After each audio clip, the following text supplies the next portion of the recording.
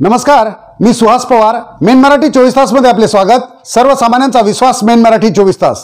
आमच्या main Marathi 24 तासला subscribe करा, like करून शेअर करा आणि बेल बटन दाबायला मात्र विसरू नका, कारण आमचे ताजे अपडेट्स आपल्यापर्यंत पोहोचत राहतील.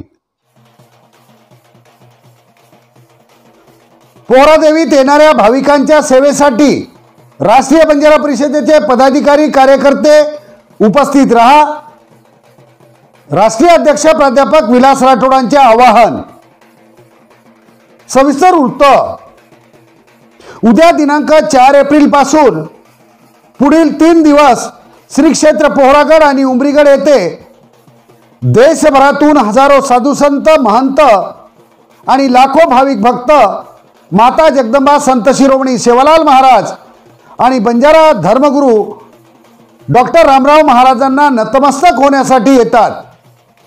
धर्मगुरू महंत जितेंद्र महाराज यांच्या मार्गदर्शनात प्रसिद्ध उद्योगपती, बाळाधाम निर्माता भगवंत सेवक किसनराव राठोड यांच्या सहकार्याने गोर बंजारा धर्मपीठ भक्तिधाम पोहरागड येथे भाविक भक्तांची मोफत निवास आणि महाप्रसादाची व्यवस्था दरवर्षी मोठ्या भक्तिभावाने केली जाते. त्याचप्रमाणे या ठिकाणी धर्मपरिषद, साहित्य परिषद, राजकीय परिषद, स्नेह मेळावा, सन्मान सोहळा, भजन, गायन, कीर्तन, प्रबोधन, बंजारा सांस्कृतिक सोहळा दरवर्षी आयोजित केला जातो. यावरती सुद्धा आयोजित करण्यात आला आहे.